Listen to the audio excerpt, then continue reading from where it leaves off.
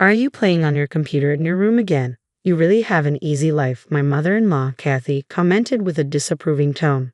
No, that's not true. I'm working from home. I'm not just playing around, I responded, trying to keep my voice steady. Oh, but I've seen you playing games on your computer screen before. Don't lie to me, I won't be fooled. Kathy absolutely refuses to accept that I work from home. To her, work means leaving the house and going to a physical office, and she's unwilling to reconsider this outdated notion. One day, she announced, Meg is coming back. I plan to let her stay here, so could you give up your room to her and leave? What? I was stunned.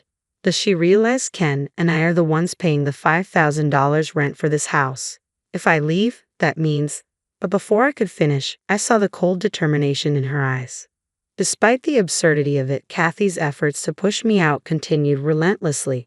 I decided it was time to go, just as she wanted. The very next day, the moving company she had called arrived. Which belongings should I move? One of the workers asked. All of mine, I replied calmly, watching as Kathy's face paled with every box they carried out. What are you doing? She finally demanded, her voice tinged with panic. Just taking all my belongings, I said, my tone even. As my things were loaded into the truck one after another, Kathy's expression turned increasingly blue. My name is Jane, a 34-year-old remote worker. My husband Ken, and I got married 2 years ago. At the time, I was working in an office where Ken was also a colleague. The company was small but had a warm, welcoming atmosphere. We often went out for drinks with our coworkers, and through our shared love of reading, Ken and I grew closer. After 3 years of dating, we got married. It was a beautiful workplace romance that blossomed into a life together. Our colleagues celebrated our marriage with great joy. Shortly after our wedding, I decided to pursue my long-held dream of working from home and left my office job. My juniors were teary-eyed as they wished me well. We'll miss you, senior. Please come visit us, they said, sending me off with bouquets and warm hugs. It was a wonderful company, and I hoped Ken would continue to thrive there. Since childhood, I've loved reading, which naturally led to a passion for writing novels.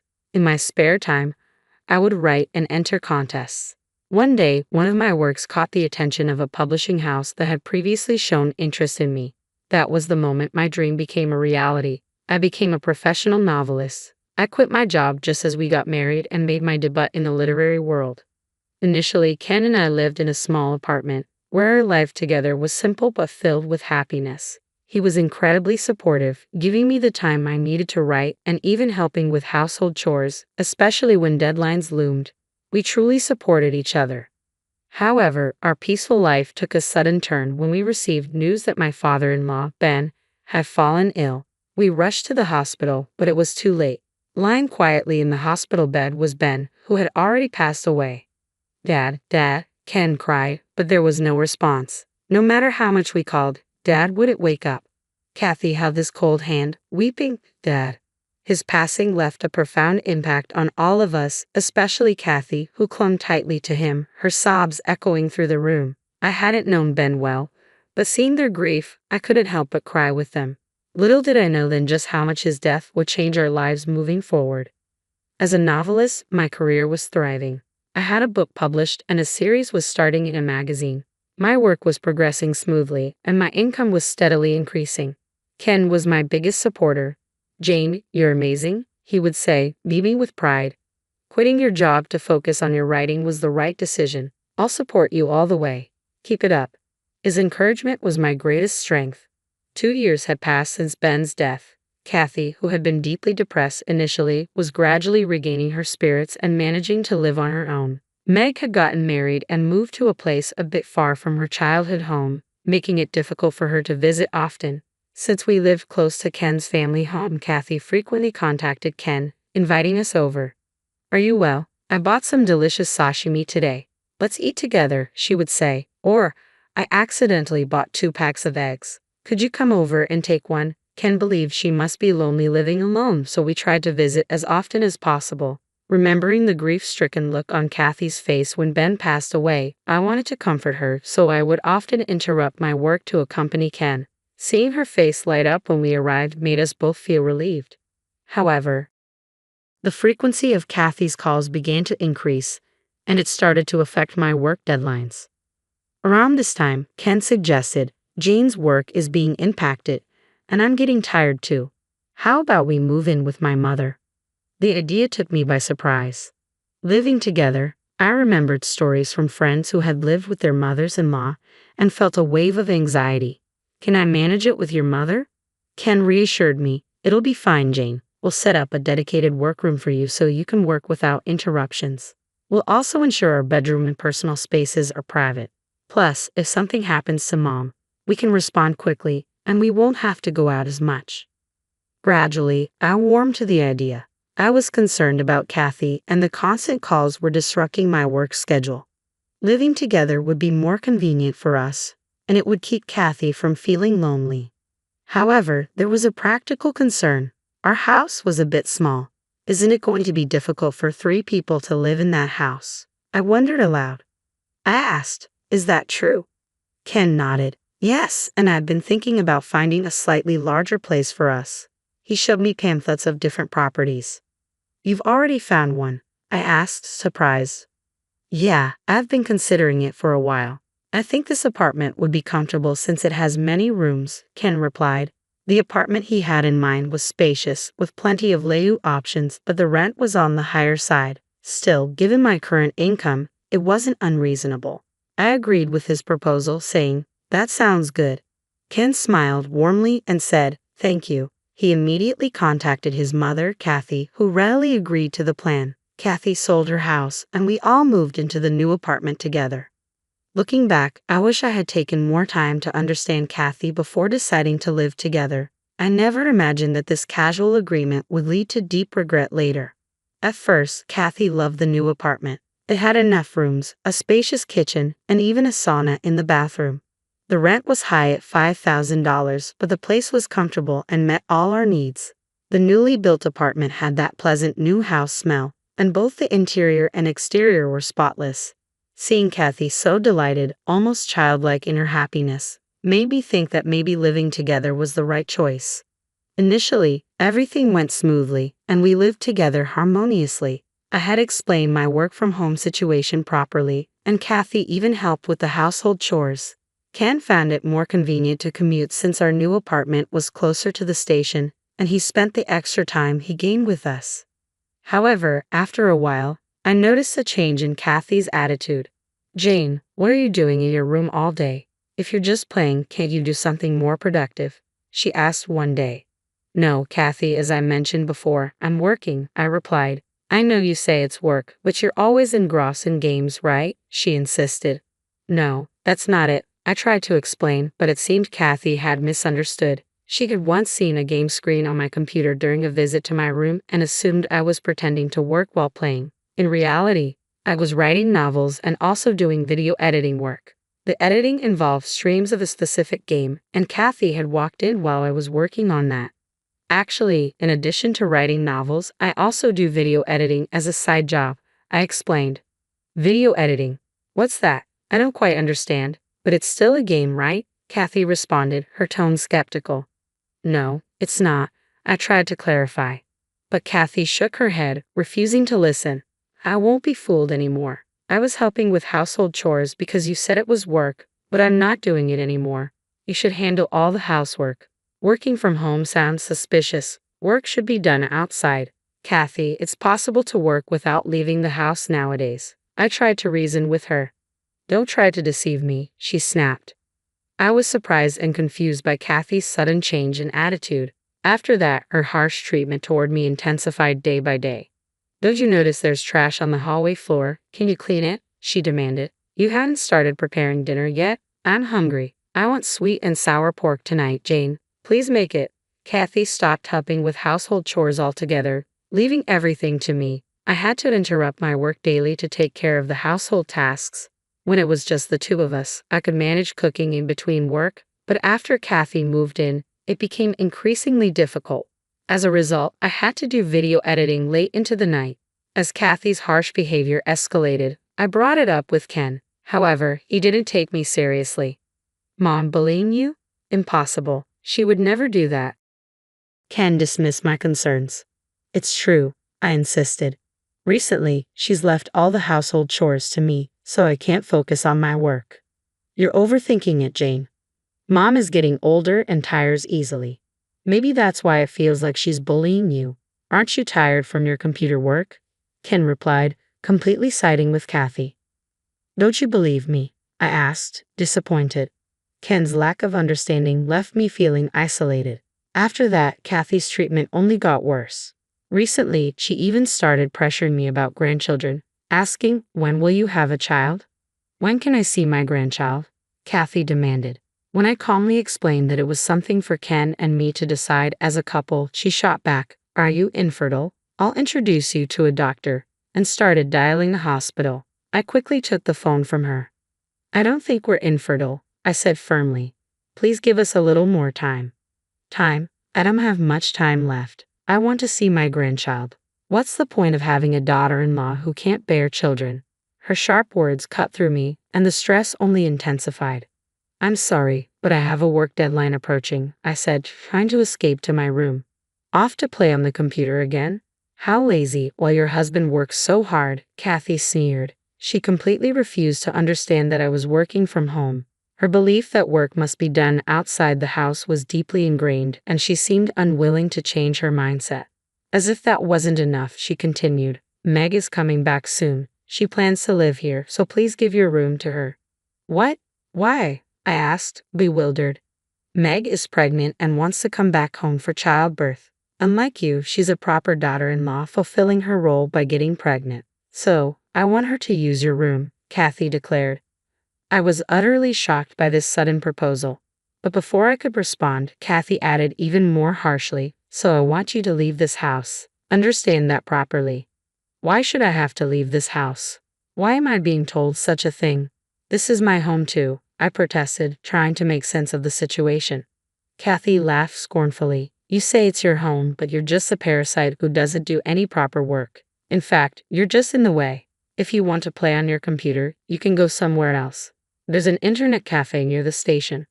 Unable to bear Kathy's relentless pressure, I finally said, okay, I'll leave, and decided to move out as she requested.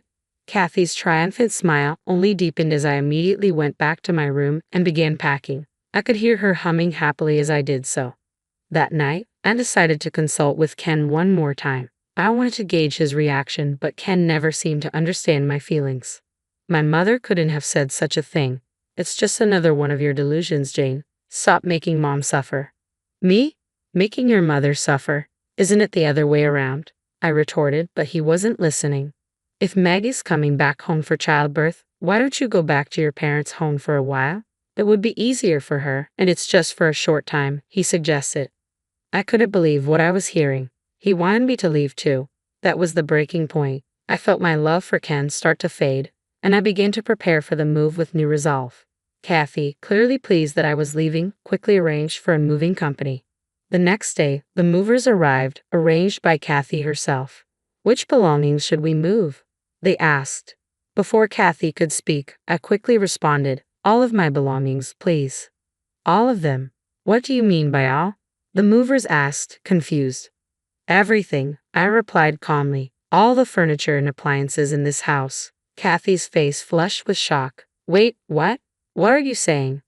I continued to ignore her. Would you like to move these items to your new home, or should we buy them from you? The mover asked.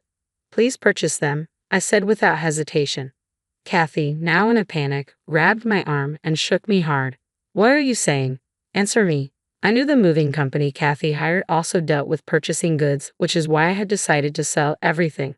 The movers began carrying out the furniture and appliances one by one. Kathy watched in disbelief as her belongings were taken away, but I remained calm. Wait, what are you doing? She demanded. I'm just taking all my belongings, I replied, unbothered by her distress. This is unbelievable. We have no place to live. Kathy cried out. That's not my concern. I purchased these items for this house, I stated firmly. Lies. You're lying again, she spat back. If you think it's a lie, ask your son to confirm, I suggested coolly. Desperate, Kathy called Ken, who was at work. Hey, is it true that Jane bought all the furniture and appliances in this house? Kathy asked Ken frantically over the phone. Yeah, Mom, that's right. Is there a problem? I'm in a meeting right now, Ken replied, sounding impatient before hanging up. I handed Kathy a piece of paper. I'll leave this for you, I said. She looked down at it and saw that it was a divorce petition already signed by me. What is this? I've decided to get a divorce, I stated calmly. I'm leaving this house. Divorce? Why? I never said you had to leave. Kathy exclaimed, clearly taken aback. After being bullied by you and told to leave for your daughter's childbirth, do you think I have any reason to stay? Your son is a mama's boy who only listens to you and never tries to understand me. You said a daughter-in-law without grandchildren is useless. My role as your daughter-in-law ends here. Please give this divorce petition to your son. Kathy was initially stunned, but quickly retorted, maybe that's for the best. Now my daughter can stay here comfortably, and I won't have to deal with your seclusion anymore. I can use this big kitchen all by myself. How thankful I am. I responded coolly, well, whether your son can afford the rent for this house is another matter. She looked confused. What do you mean? The rent for this house is $5,000 a month, I informed her. Her complexion changed. $5,000? Yes, I confirmed. I have been paying it with the earnings from my novels. Novels? Kathy was clearly shaken. Here's the translation of your text, I continued, handing her a paper. Of course, Ken's salary alone could never cover a $5,000 monthly rent. You've always criticized me for just playing on the computer, but in reality, I've been working hard. I write novels, have published books, and even made it onto the bestseller list in newspapers. But I guess you wouldn't understand, since you think of me as a recluse. Kathy was at a loss for words. And about those games you mentioned, I have a talent in that field too. My editing work has increased, and so has my income. I've been paying for all the living expenses and miscellaneous costs of this house. The arrogant attitude Kathy had just moments ago completely vanished. Jane, wait a minute. I was wrong. I had no idea about any of this. Please don't leave. Without you, we can't live, she said, clinging to my feet. What is this all about? I muttered. It seems to me that you only need me to pay the rent. Kathy's eyes widened in surprise. No, it's not like that, she frantically denied. I said it wrong. You are needed by our family, by my son, so please don't think about divorce. Stay here, I'm begging you. But I calmly replied, it's too late, Kathy. I've already found a new place to live. I plan to spend my time there freely, writing my novels, I quietly told Kathy. She was trembling as she dialed her son. He's in a meeting, she shouted in frustration, but she persisted. Jane says she's leaving the house. She wants a divorce. What should we do? What about the rent? Once again, her only concern was the rent. She handed me the phone, and Ken's desperate voice came through. Jane, what's happening? Why a divorce? You never listened to me, I replied calmly. You even told me to leave, just following your mother's orders.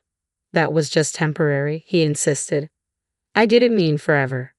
I've tried to talk to you many times about the way your mother treated me, but you always took her side. I can't stay here any longer. The movers are already here. I'm leaving. So enjoy living with your family starting tomorrow, and do your best to pay the rent. I hung up the phone. Everything is done. What's next? The movers asked, the room now completely empty. Yes, we're ready to leave, I said, picking up my bag and turning towards Kathy. I appreciate everything, Kathy. Take care. With that, I left the house with the movers. When Ken returned from work, he found the house empty, no furniture, no appliances, and Kathy sitting alone, looking lost. He too stood there, bewildered by the emptiness. Ken initially opposed the divorce, but I submitted recordings of the bullying I had endured as evidence through a lawyer and formally filed for divorce. Eventually, Ken accepted the situation, and we officially divorced. Without my income to cover the $5,000 rent, the family had no choice but to cancel the lease. By the time my sister-in-law returned, Ken, Kathy, and Meg had moved into a small rental apartment. They had to purchase new furniture and appliances, which left them with little money for rent, forcing them into an even more cramped living space. To make matters worse, it turned out that Meg hadn't returned home for childbirth, but because she had been divorced after an affair and kicked out by her husband. She might have expected to live in a luxurious apartment, but instead, she faced life in a small, cramped space, along with the added burden of alimony debt. From what I've heard, the entire family is barely making ends meet with their jobs. Meanwhile, I bought a new high-rise apartment. There, I freely write novels, work on video editing, and live comfortably without having to consider anyone else. I eat what I want, rest when I please, and enjoy my days in peace. I've even started a new series, and the joy I find in my work is unending. For now, I plan to stay away from romance and marriage, fully enjoying my single life focus on my career.